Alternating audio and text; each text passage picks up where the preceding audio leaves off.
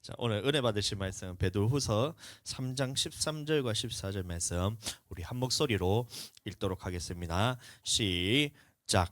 우리는 그의 약속대로 의에 관한 바 새 하늘과 새 땅을 바라보도다. 그러므로 사랑하는 자들아 너희가 이것을 바라보나니 주 앞에서 점도 없고 흠도 없이 평강 가운데서 나타나기를 힘쓰라. 아멘. 자, 요새 계속해서 무엇을 하고 있냐면 우리의 창조의 목적, 우리의 구원의 목적, 우리를 세상에서 건지신 목적은 천국 가기 위해서가 아니다라는 말씀을 제가 계속해서 말씀드리고 있습니다.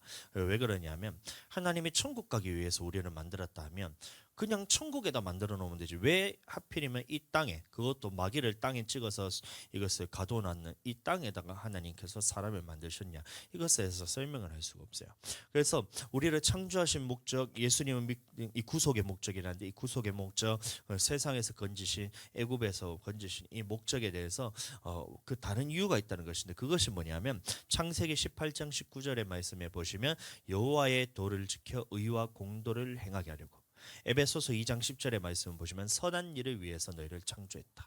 디도서 2장 14절 말씀 보시면 선한 일의 친백성이 되게 하기 위해서 너희를 창조했다. 다시 말하면 이 하나님의 말씀에 순종하는지 안 하는지를 구별시키기 위해서, 하나님께서 이 땅에 살아가는 동안 네가 하나님대로 말씀대로 섬기느냐 섬기지 않느냐를 알기 위해서 이 땅을 만들어 놓고 하나님께서 사람을 이 땅에 창조하셨다는 거예요.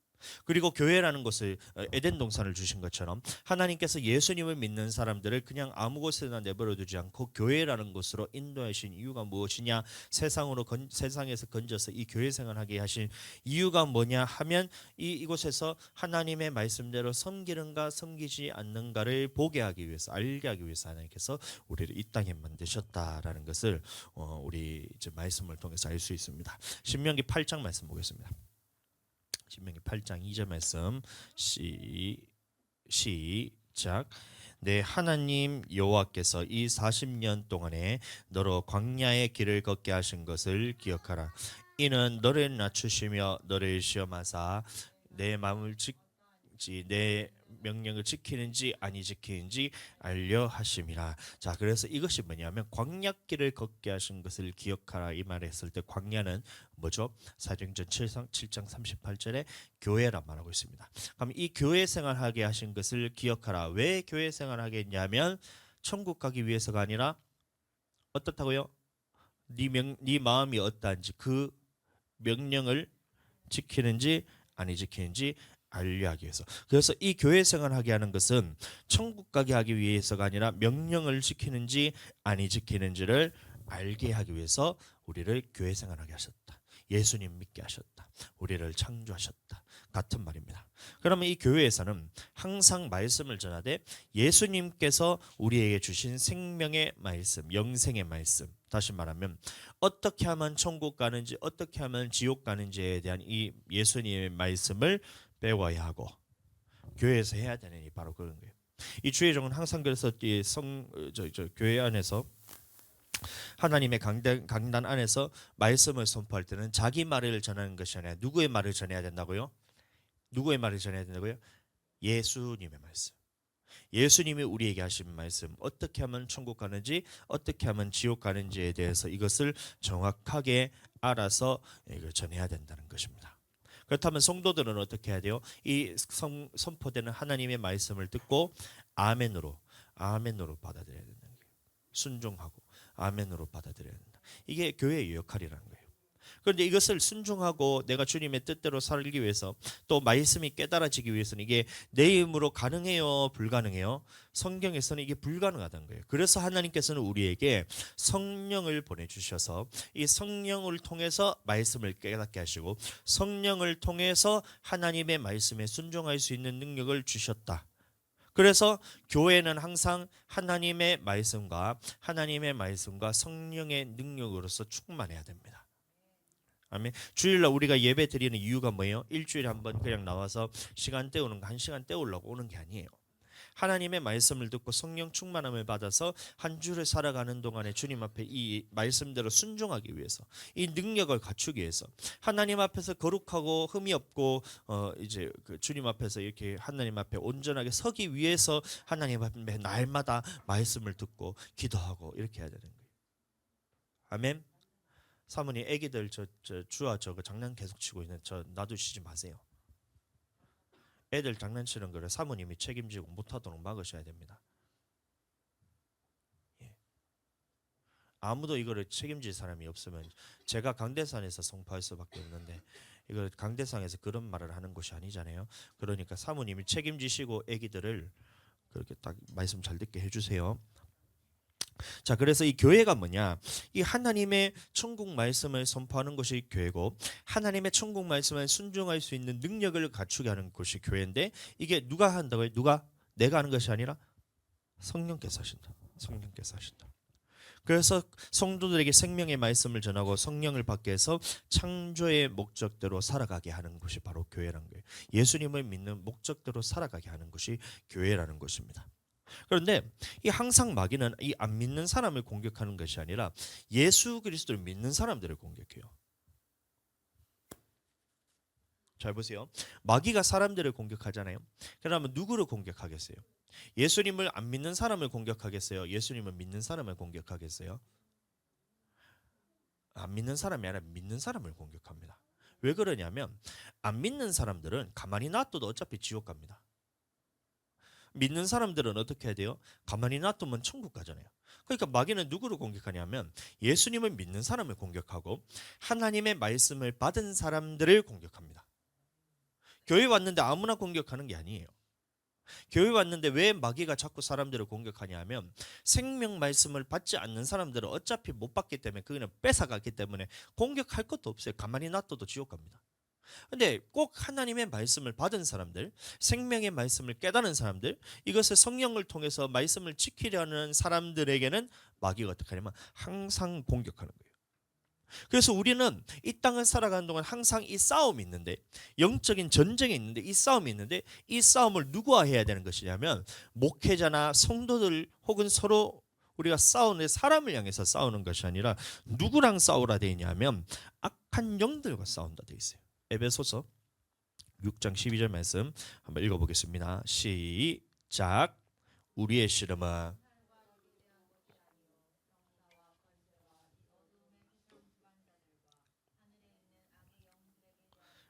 하늘에 있는 악의 영들에 대해서 우리가 싸움을 한다는 거예요. 그럼 이 악한 영이 뭐냐면 마귀 사단을 의미하는 거거든요.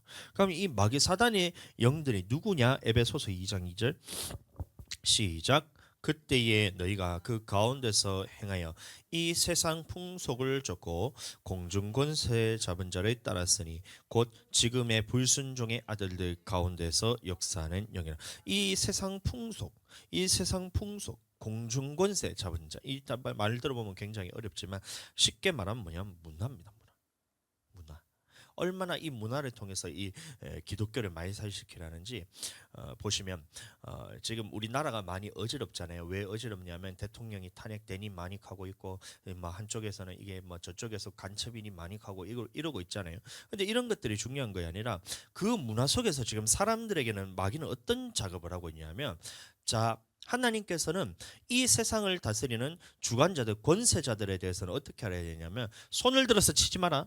그를 위해서 기도하라. 악한 자라 할지라도 하나님께서 들어쓰신 사람이기 때문에 기름 부음 받은 그 주의 종에 대해서는 하나님 앞에 손대지 마라. 기름 부은 게 왕도 기름 부음 받은 자잖아요. 그럼 대통령이나 국가 위정자들을 의미하는 겁니다. 그럼 이 사람들에서는 손을 들어서 네 손을 들어서 치지 마라. 질서에 대해서 순복하라. 하나님께서 세우신 사회 질서에 대해서 너는 순복하라. 이게 하나님의 말씀인데, 지금 사람들의 문화 속에는 어떤 것들로서 공격을 하냐면 이쪽에서는 이쪽대로 대통령을 끌어내려면서 이쪽을 해서 이렇게 하고 있고, 저쪽에서는 이 사람을 감옥 집어넣으라고 익하고 있고, 이러면서 무슨 짓을 하고 있냐면 사람들 문화 속에는 그 하나님께서 세우신 질서, 국가 지도자와 위정자에 대해서 네 입을 열어서 그 사람에 대해서 함부로 말하고 네 손을 들어서 그 사람을 쳐라라는 이 메시지를, 이 문화를 사람들 가운데 다 집어넣고 있어요. 우린 여기 휩쓸리시면 안 됩니다. 정신 똑바로 차리고 누가 뭐라 하든 간에 예수님 앞에서 제자들이 와서 예수님 이 나라를 이스라엘 나라로 회복할 때가 이때니까 이래 말하고 있는 거예요. 로마의 압제가 너무 심한 거예요.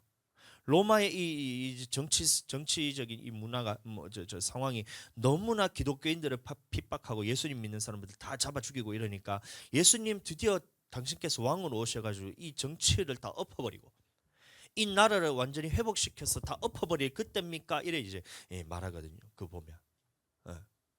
그때 예수님 뭐냐면 아버지께서 그것을 정하신 것이다. 하나님의 나라는 그 때는 아버지께서 정한 것이니까 너희는 그거 신경 쓰지 말고 너희는 나를 따르라 이런 말하고 있고요. 그럼 우리도 마찬가지로 이 나라가 어지럽고 지금 이 정신없는 이런 우리나라 상황에서 내가 이쪽 편에 들어서 이렇게 해야 됩니까? 저쪽 편에서 들어서 이렇게 해야 됩니까? 그거 너희 신경 쓰지 말라는 거예요.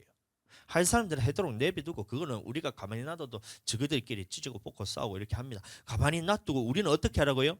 예수님의 말씀으로 돌아오는 거예요. 생명의 말씀으로 돌아오라. 그거 신경 쓸 거 아니다. 나라의 회복은 하나님께 달려있다. 그러니까 그거 신경 쓸 것이 아니라 네가 지금 먼저 해야 되는데 한번 보시면 예루살렘 거리를 돌아보면서 정의를 구하며 하나님 앞에 공의를 찾는 자를 한 사람이라도 찾으면 예루살렘의 성읍을 멸하지 않고 살이라 그랬거든요. 용살이라 그랬거든요. 그럼 이 말씀 붙들고 내가 그러면 하나님 앞에 정의를 찾고 공의를 행하는 그 한 사람이 내가 되게 하여 주시옵소서 하고 회개하고 돌이키고 기도하는 거예요. 이 나라 상황을 보면서 이거 하라는 것이 아니라 이 상황을 보면 이 왜 이런 나라 문제가 왜 이렇게 어렵냐면 지금 이 한 사람이 없어서 하나님께서 이 나라를 이렇게 어지럽혔다는 거예요. 그러니까 너희는 어떻게 하라? 그거 신경 쓰지 말고 네가 지금 하나님 앞에서 율법이나 계명이나 하나님의 말씀에 대해서 불순종한 거 있는 거 없는 걸 돌아서서 하나님 앞에 정의를 찾고 공의를 구하는 사람이 네가 되라 이 말이잖아요 지금. 그럼 나는 무엇을 해야 되냐? 주님의 말씀으로 돌아가고 성령 안에서 기도를 통해서 내용은 준비해야 됩니다. 만약에 이렇게 탄핵이 안 돼가지고 대통령이 복직하면 그러면 나라가 더 좋아질 것 같아요? 반대로 대통령이 탄핵되고 저쪽에 민주당에 있는 그런 사람이 와가지고 대통령이 되면 나라가 더 좋아질 것 같냐? 뭐 아니에요. 여기서도 앞으로는 기독교인들이 핍박받게 됩니다. 제가 예언을 하나 하면 예언적으로 제가 하나 말씀을 드리면 이게 성경은 아니기 때문에 제가 그냥 이제 성경 근거로 그냥 말씀을 드린 겁니다. 예언처럼 그 예언의 은사를 받아서 한 게 아니라 나라가 이제 만약에 제 민주당에서 지금 하는 사람이 이제 대통령이 되잖아요. 그 사람의 공약이 뭐냐면 이 나라의 그 차별금지법을 무조건 통과시키겠다. 이 그 사람 공약입니다. 그래서 절대 기독교인들은 그 사람 뽑으면 안 됩니다. 차별금지법은 뭐냐면 동성애 그다음에 이런 것들에 대해서는 무조건 사람들 앞에서 교회에서 우리가 동성애는 죄다 이렇게 선포하면 저희는 벌금을 물어야 됩니다. 근데 그걸 벌금 한 번 물고 끝나는 것이 아니라 말할 때마다 300만 원씩 해야 되고 그 사람을 들었는데 누가 온라인으로 해가지고 100명이 맞는데 100명이 저를 고발하면 100명치 300만 원씩 다 물어줘야 돼요. 3억을 줘야 됩니다. 그 법이 지금 통과시킨다는 거예요. 이제 그 사람이. 그래서 그렇게 때 통과되면 이 교회는 문 닫으라는 얘기입니다. 교회 문 닫으라는 얘기. 교회 문 닫으라는 얘기예요. 그 말은. 내가 대통령 되면 교회 문 닫게 하겠다. 이게 공약인 겁니다. 그러면서 관공서나 아니면 공직자들의 그 비율을 30%는 무조건 성소수자로 채우겠다. 이게 그 사람 공약입니다. 말도 안 되는 상황이에요. 그러면 교회의 목사님은 공직자는 아니지만 공인이거든요. 근데 이 공인을 누구로 채우겠다는 거예요? 목사님 중에 30%는 동성애자로 채우겠다. 이 말을 공식적으로 그 사람이 선포를 했어요. 그래서 기독교인들은 절대 그렇게 하시면 안 돼요. 다시 말하면 우리가 막는다 하더라도 그것은 언젠가 마귀가 지금 공격하고 있는 것이기 때문에 언젠가는 통과될 것인데 그때 우리는 어떻게 하겠냐? 그때 우리는 어떻게 하겠냐? 말세가 되면 7인 나팔이 다 떼지면 7 나팔이 들어가면 우리 환란에 들어가게 되는데 하늘에서 별이 떨어지고 큰 횃불과 타는 것이 강에 떨어지고 산에 떨어지고 바다에 떨어지고 해와 달의 3분의 1들이 다 그것이 파괴되고 하나님 앞에서 그 재앙 때문에 사람들이 3분의 1씩 다 죽어나가는 그 상황에서 여러분들 그 다음에 생화학 전쟁과 핵 전쟁이 일어나고 난 다음에 나라 그 다음에 온 세계가 다 그것이 그 쑥대밭이 되는 그 상황에서 이제 예수님 믿는 사람들이 극소수만 남아 있을 때 그때 네가 예수님을 믿는다고 그렇게 고백하면서 끝까지 믿음을 지킬 수 있겠느냐? 그거 준비해야 된다는 거예요. 지금 시점이 그거란 거예요. 복음이다 할렐루야 우리 예수님 믿고 천국 간다 이런 시대가 지금 아니에요.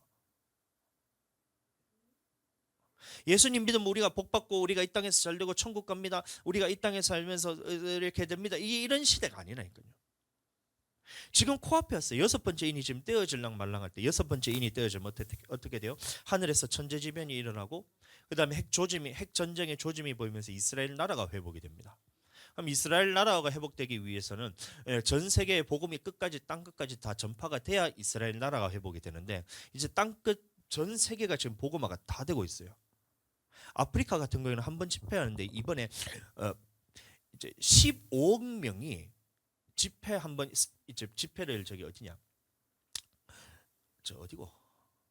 아프리카 하여튼데 이번에 집회 갔다 오셨는데 하여튼 저번 달인가 집회를 한번 했는데 한 번 이 집회에 인터넷으로든 이제 와서 했는 게 1,500만 명이 모여가지고 여러분 상상되세요? 1,500만 명 한 번 예배를 드리는데 사람이 집회를 안 하는데 120만 명, 150만 명이 아니라 1,500만 명이 모여가지고 예배를 드렸어요. 지금 그런 시대라니까요. 근데 이 1,500만 명은 모인 것이 첫날에 그렇게 모였고 두 번째 날에 2,500만 명이 모이고 이렇게 해서 모이는 거예요.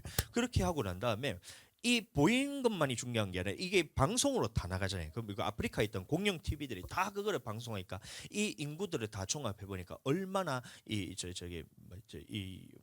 말씀을 들었나 봤더니만 15억 5%면 85억 명이 5%면 몇 명이고 1% 8천 2%가 1억 5천이니까 2%가 1억 5천 한 4억 5천 명이 4억 5천 명이라는 되는 사람들이 그 이번 집회를 통해서 그 말씀을 다 들었다는 거예요.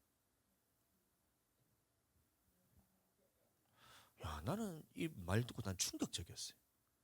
땅 끝까지 복음이 전파되고 그다음에 이스라엘 나라가 회복되면 이제 예수님의 일곱 나팔이 불리기 시작하는데 땅 끝까지 복음이 전파되는데 이 속도가 지금 어마어마한 거예요. 근데 단 하나 열리지 않는 나라가 어디냐? 북한. 단 하나 열리지 않은 나라가 북한입니다. 이슬람은 안 열리진 않았어요. 열렸지만 그 가서 복음 전하면 죽어서 그렇지 열려는 있습니다. 그래서 이슬람에서는 사람들이 어떻게 개종을 하냐면 꿈에서 예수님이 직접 나타나가지고 이 사람들의 내가 예수다 이러면서 이렇게 나타나고 그 사람들이 깜짝 놀라가지고 예수님 믿고 개종하는 이런 일들이 벌어진 게 이슬람이고 북한에는 아직까지 이 복음이 열리지가 않았어요. 완전히 폐쇄된 국가 단위로 폐쇄된 그 나라에서 지하교회가 있기는 하지만 아직 복음이 전해지지 않는 나라가 그게 하나밖에 없다는 거예요. 다시 말하면 땅끝까지 복음이 전해지기 위해서는 우리나라가 통일이 되는데 우리나라가 반드시 통일이 되는 것이 하나님의 뜻입니다. 근데 이 통일이 어떻게 되느냐 하면 우리가 기도를 통해서 이 자유민주주의와 하나님 나라의 이 복음을 위해서 기도하면 이것이 자유민주주의로 해서 이게 평화롭게 통일이 되지만 하나님 앞에서 이것이 우리가 기도하지 않고 이 죄에 대해서 돌이키지 않고 회개하지 않고 이렇게 되면 어떻게 되겠어요? 그것이 적화 통일되면서 그 숨어서 땅 끝에서 땅 속에 숨어가지고 지하교회에서 우리가 복음을 전하면서 그렇게 할 수밖에 없다는 거예요. 그렇게 꾸역꾸역해서 우리가 복음을 전하면 이제 마침내 이스라엘 나라가 회복되면서 전체 이제 전 세계가 복음이 다 전해졌기 때문에 예수님이 그때부터 나팔을 통해서 이 땅에 환란이 들어가기 시작합니다. 그때 여러분들 믿음을 지킬 수 있는 사람이 몇 명이나 되겠냐 말이에요. 지금 여러분들 주일날 교회 한번 올까 말까 이거 고민하고 있는 그런 시기가 아니에요. 여러분들 말씀에 대해서 내가 이걸 순종하니만이 이거를 우리가 그거에 대해서 씨름하고 이런 그런 상황이 아니에요. 지금 예수님이 코앞에 지금 문 앞에 다 왔다니까요. 여섯 번째 일이 딱 다 떼어지는 그 순간 그 다음에는 일곱째 일이 떼어지는데 그때는 아무 일도 아니죠. 반시쯤 고요하더니 그때부터 나팔을 준비합니다. 천사들이 나팔을 준비하면서 일곱 천사가 일곱 나팔을 들고 다 준비하고 있고 또 다른 천사가 어떻게 하냐면 이 땅에 있는 우리들의 기도의 향을 다 모아서 하나님 앞에 그때 올리는 거예요. 환란에 들어가기 전에. 그러면 이 나팔 이 향로에 있는 이 기도들의 환란에 들어가기 전에 땅에 쏟을 때에 그때 여러분들 기도가 준비된 사람들은 그 환란에 이길 수 있는데 기도가 준비 안 된 사람은 그 환란에 걸려서 넘어지게 된다는 게 하나님의 말씀이에요. 그러면 나는 어떻게 해야 되겠냔 말이에요. 지금 여러분들 우리가 1시간 기도하라 이 말이 여러분들 1시간 기도하는 그게 중요한 게 아니에요. 기름 준비되지 않으면 우리는 모두가 지옥 갈 수밖에 없는데 환란에 이길 힘이 없다는 건데 그럼 나는 기름이 준비됐냐 안 됐냐는 먼저 우리가 알아야 될 거 아니에요. 마태복음 24장 보시면 열처녀 비유가 나오잖아요. 그 기름 준비가 뭐냐 하면 우리가 모든 말씀에 대해서 지금 순종하고 있냐? 그러면 나는 하나님 앞에 기름이 준비된 자입니다. 근데 내가 아직까지 모든 말씀에 순종하지 못하고 있다 그러면 나는 아직까지 기름 준비된 자가 아니에요. 여러분들에게 잘못됐다 이 말한 게 아니라 저도 지금 기름 준비해야 될 사람입니다. 저도 아직까지 모든 말씀에 순종을 아직 못하고 있기 때문에 오늘도 회개 예물을 제가 올렸단 말이에요. 회개 예물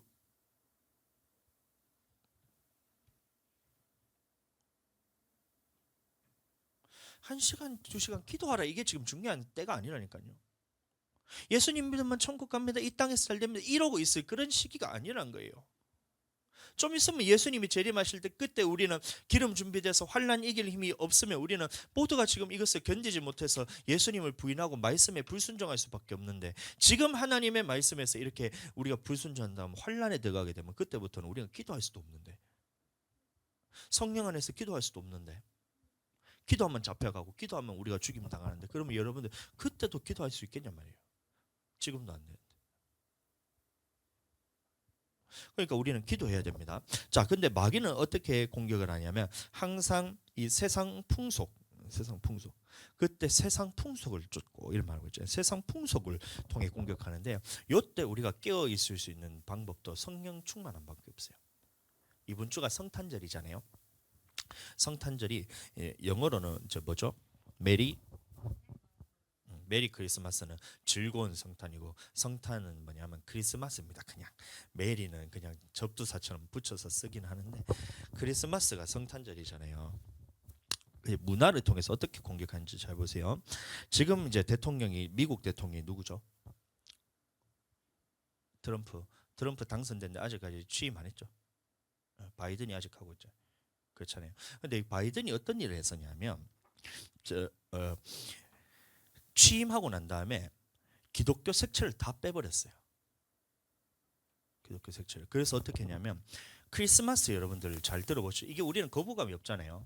근데 이런 사람들에게는 크리스마스가 거부감이 느껴지는 거예요. 왜냐하면 종교적인 이유라면서 그거를 빼버렸어요. 그래서 무슨 말을 하냐면 들어보셨을 거예요. 해피 홀리데이. 해피 홀리데이. 집사님 들어보셨죠? 나만 들어봤나? 이거 왜 이러나? 미국에 있는 크리스마스, 메리 크리스마스라는 단어를 싹 다 없애고 그거 대신에 뭘 넣냐면 해피 할리데이를 다 넣었어요. 왜 그랬어요?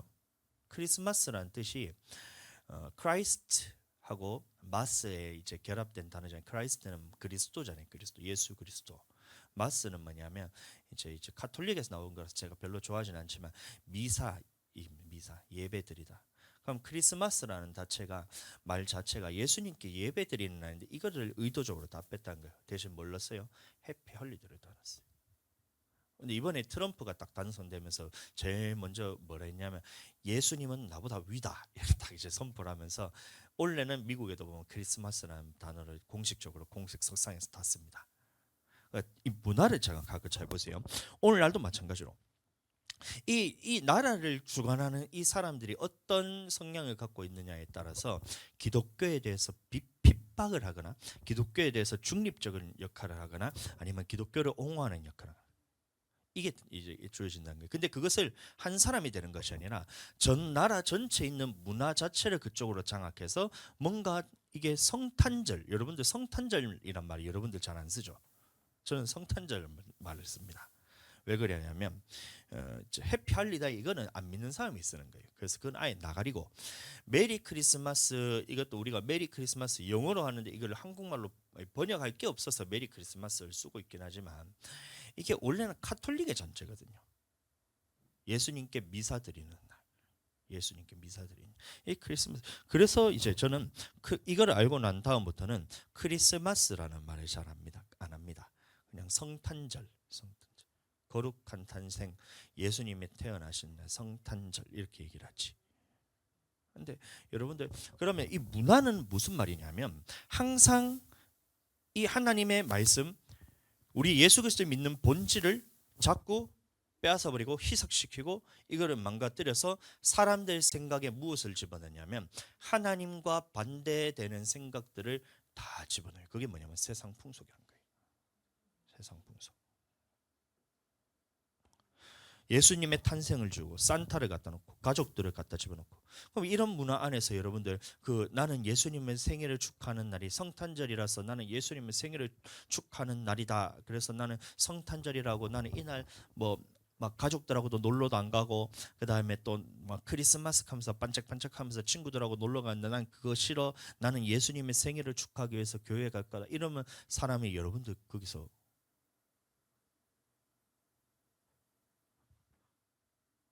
보세요. 문화를 통해서 딱 자리 잡으니까 사람들이 나는 예수님 믿습니다. 나는 예수님의 탄생을 내가 선포합니다라고 말할 수 있는 사람들이 다 사라진 거예요. 세상 풍속이에요. 세상 풍속.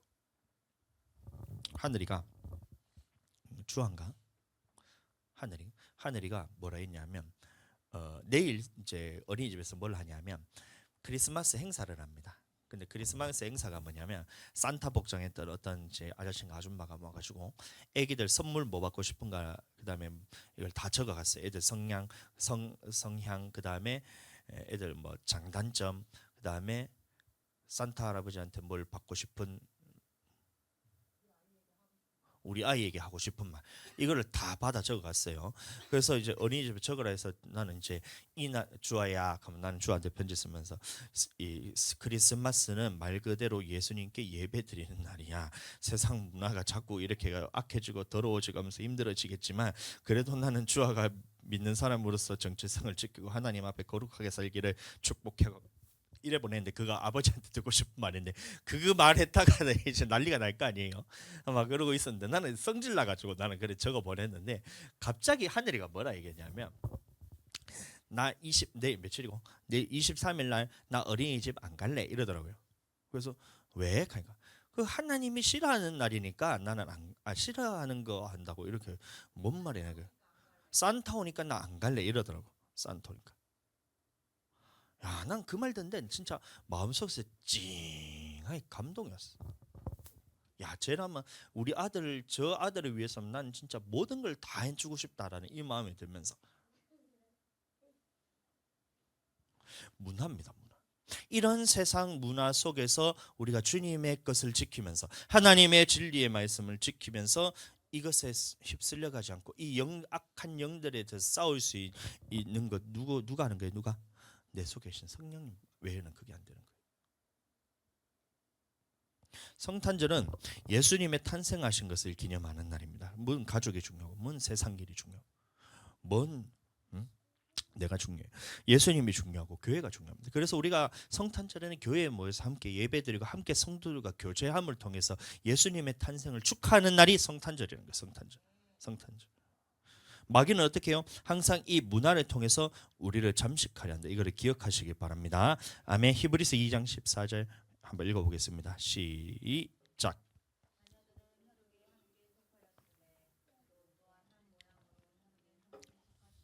사망으로 말미암아 사망의 세력을 잡은 자 곧 마귀 없이 하시며 이런 말하고 있어요. 그럼 예수님의 이 땅에 오신 이유는 무엇이냐 이 말인 거예요. 성탄하신 이유가 뭐냐? 예수님이 태어나신 이유가 뭐냐?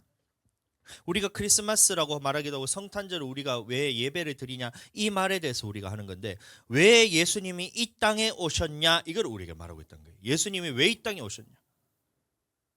예수님이 왜 이 땅에 오셨냐? 마귀의 일을 없이 하기 위해서. 마귀의 일을 없이 하기 위해서 이 땅에 오셨다. 마귀를 없애기 위해서 이 땅에 오셨다. 그러면 예수님이 마귀를 없애신 방법이 있을 거 아니에요. 그럼 그 말씀에 대해서 우리가 찾아있는데 요한일서 3장 4절 8절까지 말씀 한번 읽어보겠습니다. 시작. 죄를 짓는 자마다 불법을 행하나니 죄는 불법이라 그가 그가 우리 죄를 없이 하려고 나타나신 바 된 것을 너희가 아나니 그에게는 죄가 없느니라.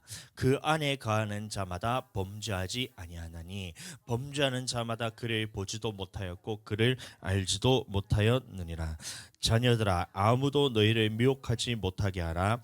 의를 행하는 자는 그의 의로우심과 같이 의롭고 죄를 짓는 자는 마귀에게 속하나니 마귀는 처음부터 범죄함이라. 하나님의 아들이 나타나신 것은 마귀의 일을 멸하려 하심이라. 자, 그러면 이 말이 다시 말하면 뭔 말이냐면 죄를 지으면 우리 누구에게 속한다는 거예요?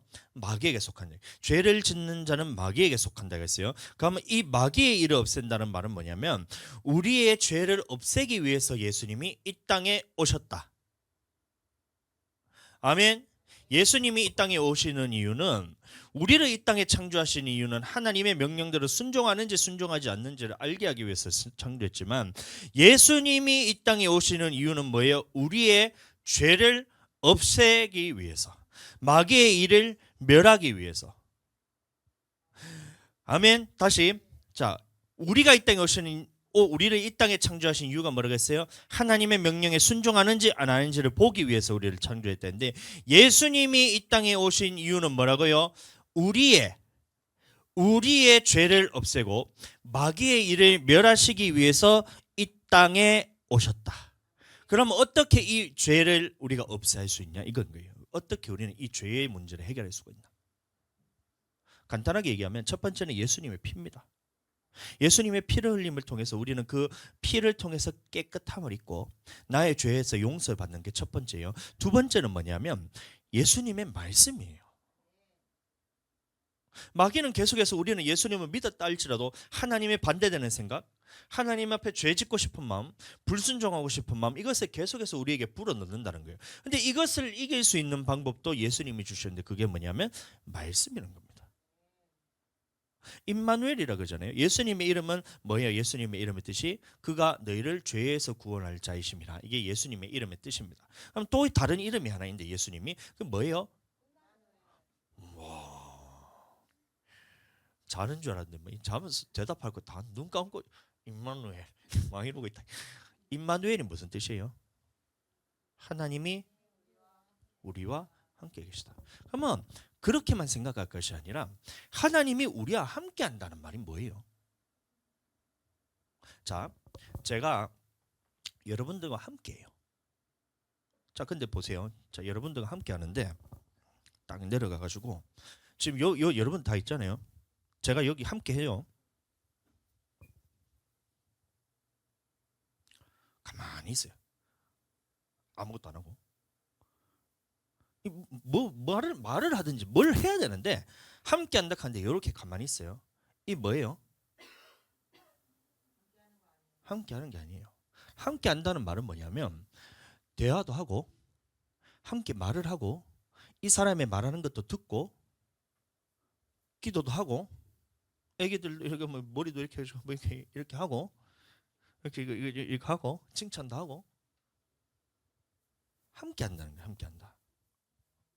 예수님이 이 땅에 오신 것은 함께하기 위해서 하나님이 우리와 함께 하신다는 말인데 하나님이 우리와 함께 하시면서 무엇을 하느냐면 우리에게 말씀을 통해서 우리가 말하는 것을 또 하나님께 올려드리기 위해서 대화하기 위해서 그래서 하나님이 우리와 함께 하신다. 하늘에 그는 계신 분이 아니라 이 땅에 오셔서 우리와 함께 하시는데 무엇을 함께해요?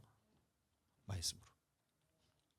다시 말하면 임마누엘이라는 말은 무슨 말이냐면 하나님이 우리에게 지금 말씀하시기 위해서 대화하시기 위해서 함께 하시기 위해서 그러기 위해 있던 것이던 거예요. 마귀의 일을 멸하기 위해서. 마귀는 하나님과 대화를 끊어버려요. 단절시켜버려요. 무슨 말하는지 하나님 못 알아듣게 만들고 깨닫지 못하게 만들고 뿌린 말씀은 빼앗아 가버리고 이게 마귀가 하는 짓입니다. 그런데 이것을 이기기 위해서는 어떻게 돼요? 예수님의 생명의 말씀 영생의 말씀 빼앗기면 안 돼요. 영생의 말씀을 우리에게 주시기 위해서 우리에게 오셨다. 이게 성탄절이라는 거예요. 성탄절. 예수님의 피로 깨끗함을 받고 죄사함을 받고 예수님의 말씀을 통해서 죄짓지 않도록 하고. 아멘.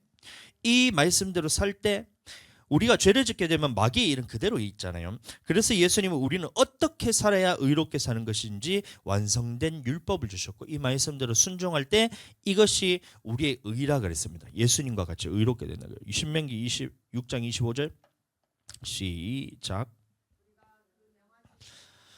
모든 명령을 우리 하나님 여호와 앞에서 삼가 지키면 그것이 곧 우리의 의로움이라 할지라. 우리의 의로움이 뭐라 그랬어요? 예수님을 믿는 의로움도 우리가 의로움이지만 그의 모든 명령을 지키면 그것이 우리의 의로움이다. 그럼 그의 모든 명령을 지킬 수 있다 없다? 있다 없다? 있다.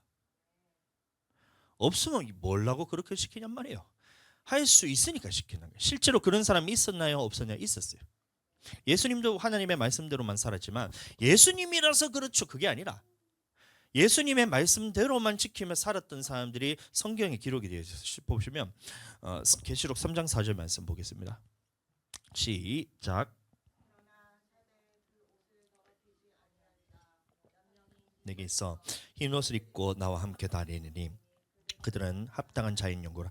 그 옷을 더럽히지 아니한 자 몇 명이 내게 있다는 거예요. 그럼 그 옷이 뭐냐면 흰 옷을 의미하는데 흰 옷이 뭐예요? 성도들의 옳은 행실을 의미합니다. 계시록 19장 8절 그에게 허락하사 빛나고 깨끗한 세마포를 입게 하셨은즉 이 세마포는 뭐라 나요? 성도들의 옳은 행실. 그럼 성도들의 옳은 행실은 뭐냐면 하나님의 명령대로 순종하며 모든 말씀에 순종하는 것이 성도들의 옳은 행실인데 사대 교회에 그 옷을 더럽히지 아니한 자가 많지는 않지만 몇 명이 있었다 말하고 있어요. 그러면 예수님의 말씀대로 모든 말씀을 지키며 사는 것이 불가능한 것이 아니라 가능한 일이란 겁니다.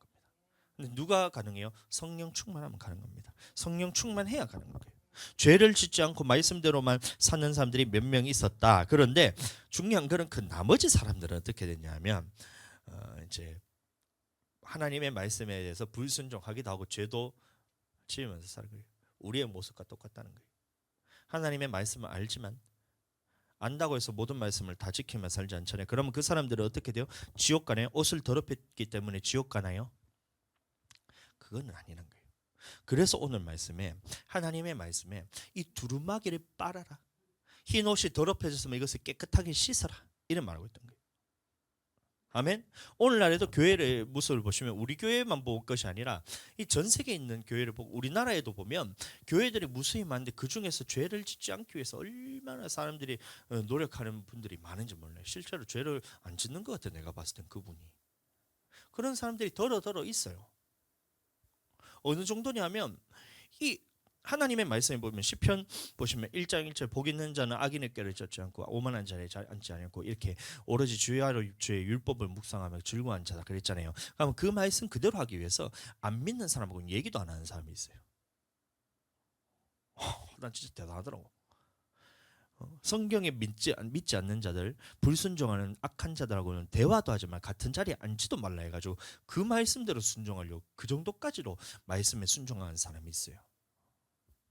그대로 지키는 사람이 있다는 겁니다. 근데 중요한 거는 우리는 대부분 실제로 죄를 짓지 않으려고 노력은 하지만 말씀은 몰라서 죄를 짓기도 하고 또 말씀은 알지만 기도 안 하면 여러분들 또 죄를 지을 수밖에 없어요. 이길 힘이 없기 때문에.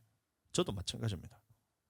그래서 하나님께서 말씀하시기를 이 말씀을 듣고 여러분들 위안을 삼기를 바래요. 위안을 삼는데 그거를 퍼지고 있으라는 얘기 아니라 나에게도 기회가 있다 이렇게 여러분들 생각하셔야 됩니다.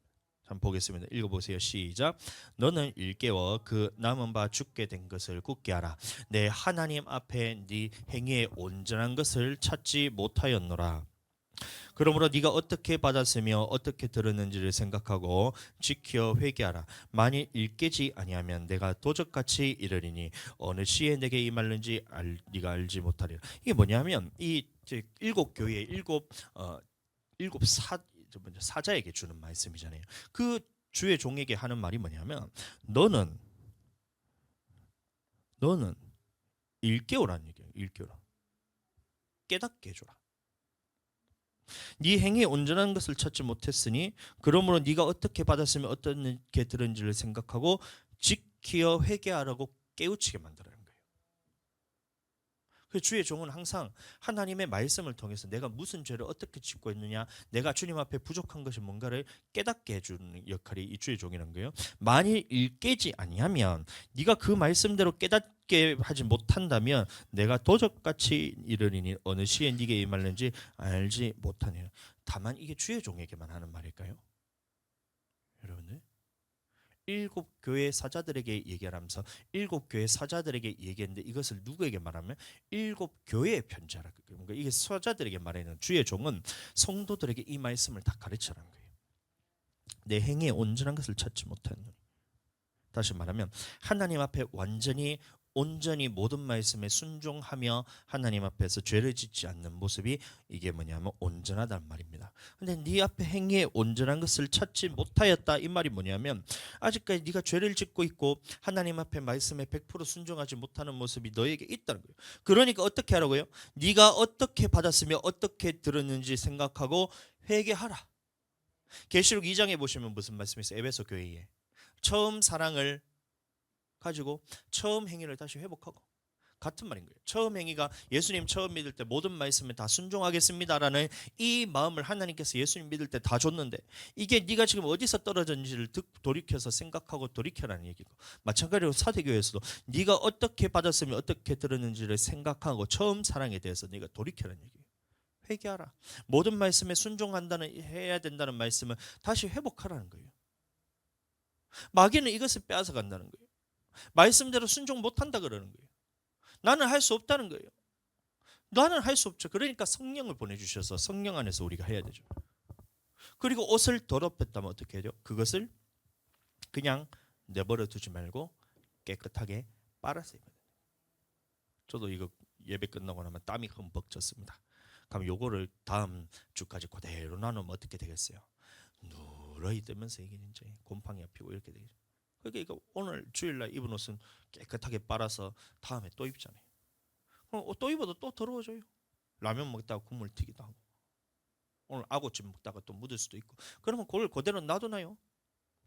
놔둬요? 서연이 먹다 이제 음료수 먹다가 확 쏟았어. 그러면 옷을 어떻게 갈아? 옷 버린 옷은 어떻게? 베린 옷은 어떻게? 세탁기에 빨잖아.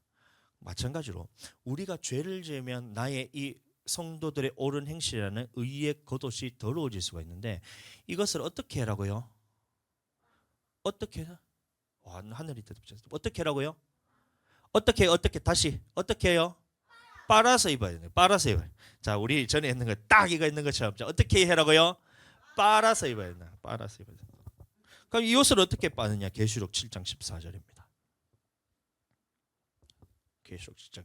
이 말씀은 여러분들 성경책에 줄을 팍팍 끊어야 돼요. 나가 어떻게 구원받을 수 있느냐의 말씀이잖아요.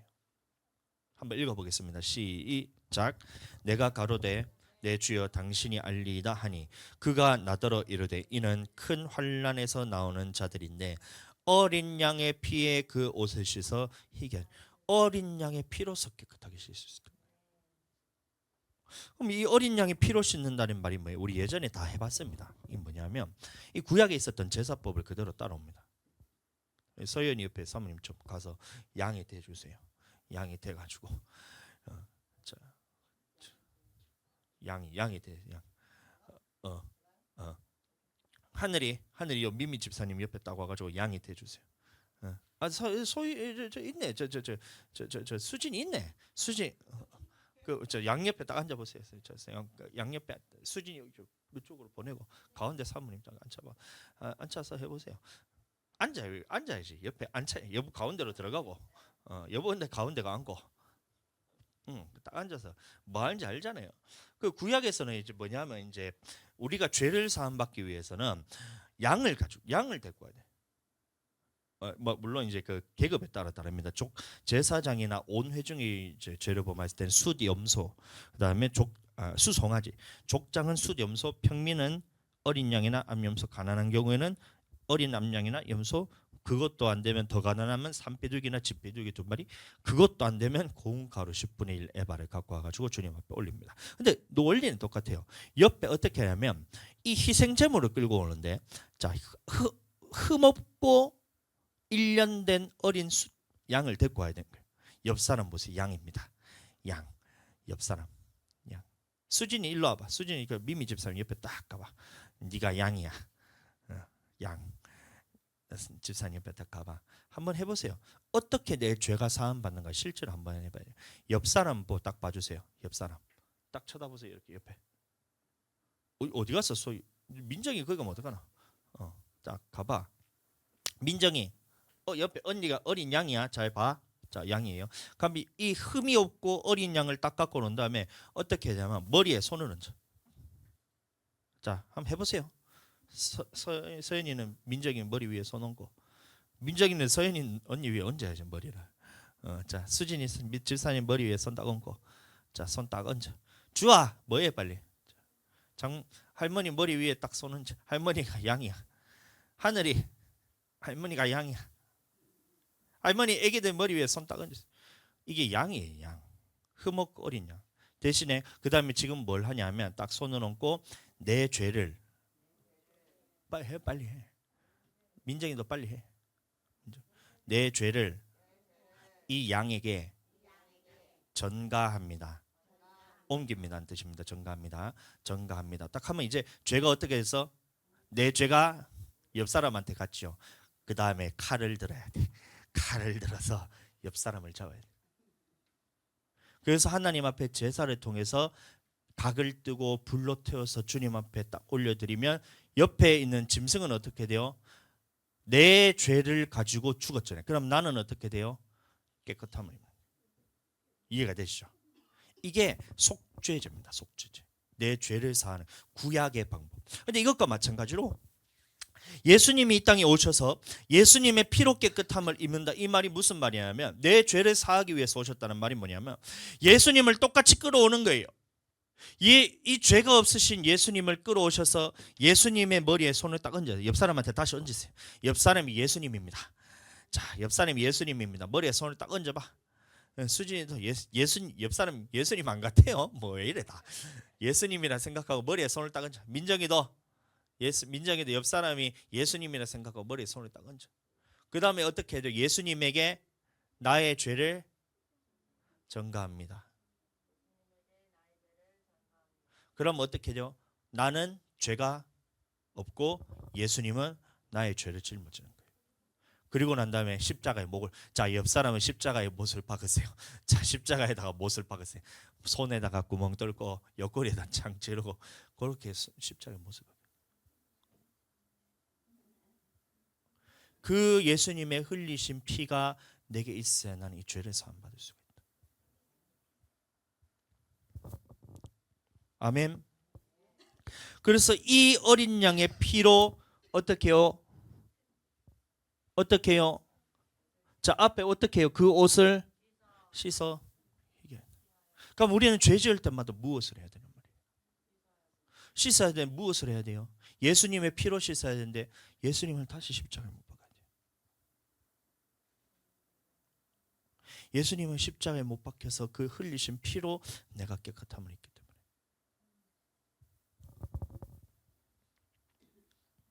그 다음에는 어떻게 해야 돼요? 그 죄에 대해서는 다시 두 번 다시 꼴도 보기 싫을 만큼 혐오스러울 만큼 죄에 대해서 미워해야 된다는 거예요. 너희가 싸우되 피 흘리기까지는 아니었다는 거예요. 죄와 싸우되 피 흘리기까지는 아니었다는 거예요. 우리는 피 흘리기까지 싸워야 된다. 죄에 대해서. 근데 이게 내 힘으로 될까요? 안 된다는 거예요. 요한 1서 1장 7절 8절 시작. 저가 빛 가운데 계신 것 같이 우리도 빛 가운데 행하며 우리가 서로 사귐. 빛 가운데 행한다는 말이 뭐냐면 말씀에 순종한다 이 말인 겁니다. 우리가 서로 사귐이 있고, 자, 전제 조건이 뭐예요? 빛 가운데 행하면 그의 아들 예수의 피가 우리를 모든 죄에서 깨끗하게 하시고. 그러니까 회개하니까 예수님을 십자가에 못 박은 나는 믿습니다라고 끝난 것이 아니라, 죄에 대해서 나는 흰옷을 빨았으니까 끝났습니다가 아니라, 이 죄에 대해서 다시 완전히 돌아서서 빛 가운데 행할 때, 죄에 대해서 완전히 돌이키고 다시 하나님의 말씀으로 순종한 쪽으로 돌아오면 예수의 피가 우리를 모든 죄에서 깨끗하게 하실 것이요. 반대로 빛 가운데 행하지 않고 회개했다고 말만 하면서 하나님 앞에 다시 죄를 범하고 하나님 앞에 말만 회개했다 그러면 그게 뭐예요? 예수님의 피로서 깨끗함을 입지 못한다는 거예요. 그러니까 내 힘으로 되는 게 아니라는 거예요. 히브리서 6장 5절 6절 시작.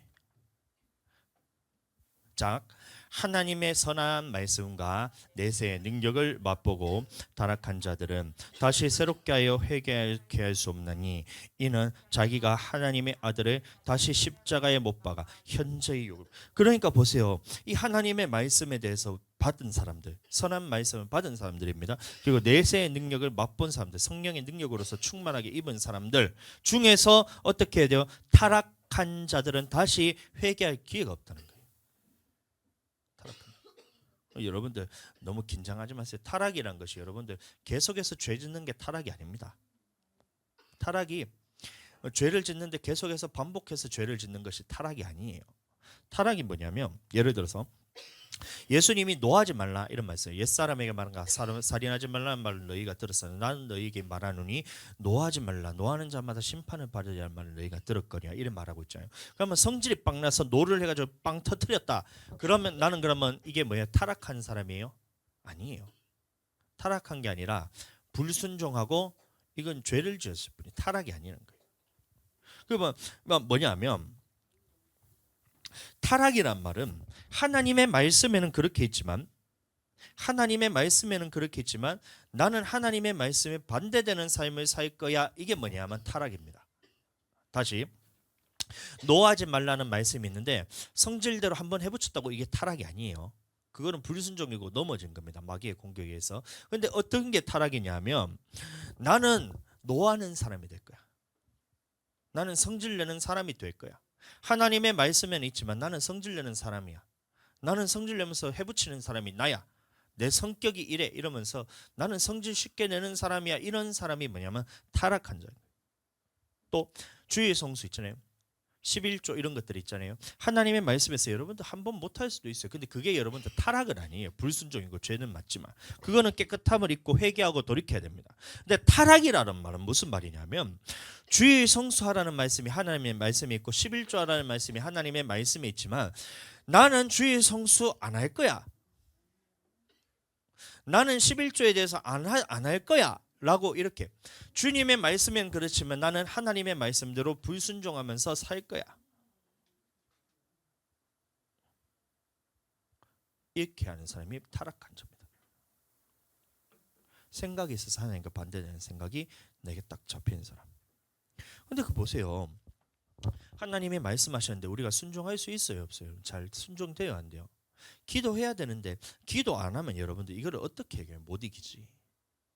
여러분들 하나님이 붙들고 있다고 훅 하고 불어버리는 순간 다 떨어져 나가는 겁니다. 근데 기도 안 하는데도 아직 교회에 잘 붙어 있다. 이게 여러분들 기적이에요, 기적. 한번 교회에 빠졌다고 여러분들 지옥 가고 그런 건 아니지만 이거 불순종이고 죄 지은 것이 타락은 아니란 말입니다. 타락이란 말은 무슨 말이야? 나 오늘부터 주일 성수 안 해. 나 오늘부터 교회 안 나갈 거야. 나 오늘부터 11조 안 할 거야. 나는 오늘부터 하나님의 말씀대로 말씀에 불순종하면서 살 거야. 이게 뭐냐면 타락입니다. 그런 사람들은 예수님을 다시 십자가에 못 박아서 현저히 욕보이게 한다. 그런 거예요. 말씀을 몰라서 그러거나 성령을 몰라서 그런 게 아니라 말씀에 대해서도 알고 성령을 통해서 하나님 앞에 내세의 능력을 맛보고도 그런 사람들, 이 사람들은 회개할 기회가 없다 이런 말하고 있습니다. 그러나 우리는 그 사람들이 아니란 거예요. 하나님의 말씀에 붙어 있고 말씀대로 순종하려고 하고 하나님 앞에 기도로서 그 말씀에 순종하고 근데 기도 안에서 마귀에게 공격당해서 넘어져서 불순종하고 죄를 짓는 것이 여러분들 타락한 사람이 아니란 거예요.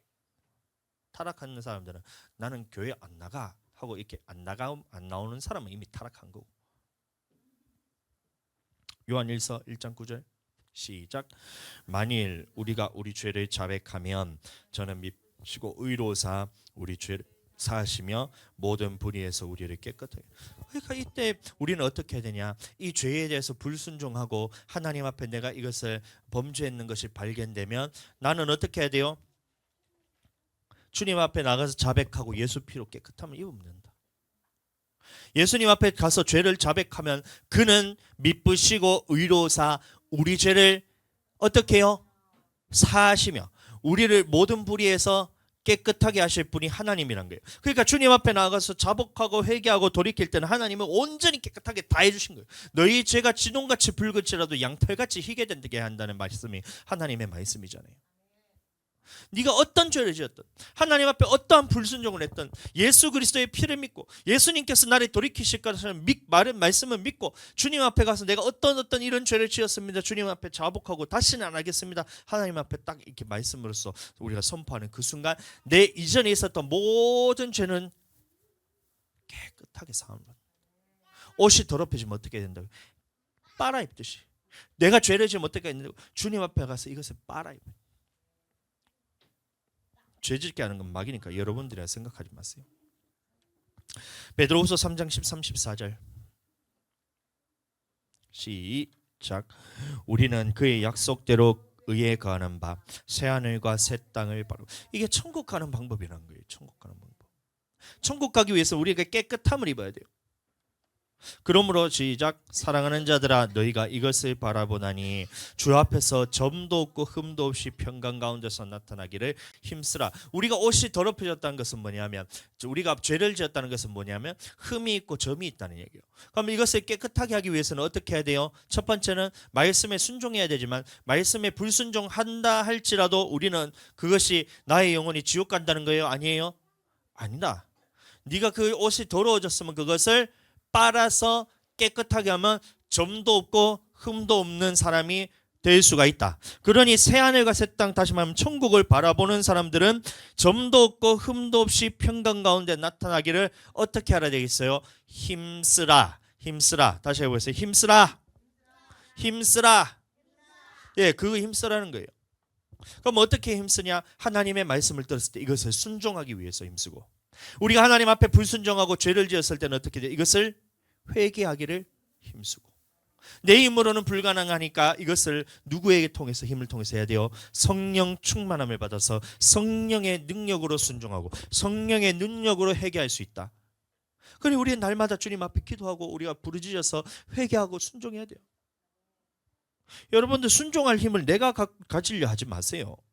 내가 불가능해요. 하나님의 말씀은 영이기 때문에 생명이기 때문에 내 힘으로서는 하나도 할 수 없다는 것이 하나님의 말씀이에요. 그렇기 때문에 성령 충만하는 거예요. 기도하는 거예요. 우리가 회개하는 것 그거 내 힘으로 가능하냐? 절대 불가능하다는 거예요. 말씀에 깨닫는 것도 안 되지만 말씀에 순종하고 회개하는 것도 우리가 성령의 도우심이 없으면 하나도 되지 않아요. 그래서 성령 안에서 기도하라. 성령 안에서 기도할 때 하나님의 말씀 안에서 우리가 방언으로 기도를 딱 하는 입을 열어서 기도하는 그 순간 내 속에 있는 모든 것이 정확고 새롭게 되는 거예요.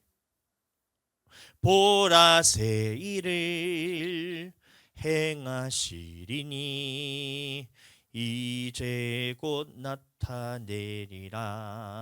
주를 위하여 지으신 백성 주의 찬송 부르게 되리. 이게 뭐냐면 나를 새롭게 하시는 분이 누가 한다는 거예요? 성령께서 임하시면. 방언을 입술로 딱 입을 열어서 기도하는 그 순간 성령이 나를 사로잡아 가셔서 성령께 내가 장악당하면 내가 하나님의 말씀에 순종하는 사람이 된다. 내가 하나님 앞에 사로잡혀서 성령이 충만한 사람이 되면 내 안에서 회개가 튀어나온다. 새 일을 행하겠다는 거예요. 하나님이 너와 함께 하셨어. 임마누엘을 하신 하나님이, 예수님이 내 이름으로 또 다른 내 이름으로 보내실 성령이, 그러면 하나님께서 우리에게 성령을 보내주셔서 성령이 내 안에 계셔서 성령이 내 안에 있을 때는 나와 예수님과 똑같은 일을 하겠다는데 죄에 대해서 자복하고 순종하는 힘을 주시고, 그 다음에 어떻게 돼요? 성령께서 하나님 말씀을 깨닫게 해주시고 그 말씀대로 순종할 수 있는 능력을 주시겠다. 그렇게 되게 축복합니다. 우리는 주님 앞에 설 때 온전하고 흠이 없이 보존되어야 됩니다. 흠이 없이 보존되고 점도 없이 보존되란 말은 네가 도무지 죄를 안 짓는단 말이 아니라 짓는다 하더라도 예수님의 피로 깨끗함을 입고 네가 불순종한다 할지라도 그것은 네가 아니야. 마귀가 하는 짓은 그것을 돌이키고 다시 예수 피로 깨끗함을 입을 때 하나님께서는 너를 어떤 사람으로 인정해 주겠다고요? 점도 없고 흠도 없는 사람으로 인정해 주겠다. 하나님은 점도 없고 흠도 없는 사람만 들어갑니다. 하나님 나라는. 그러니 여러분들 모두가 이 주님 앞에서 예수 피로 또 성령의 능력으로 말씀의 순종함과 회개함을 통해서 점도 없고 흠도 없는 그런 여러분들이 되셔서 주님 앞에 온전히 서게 되기를 예수 그리스도 이름으로 축복합니다.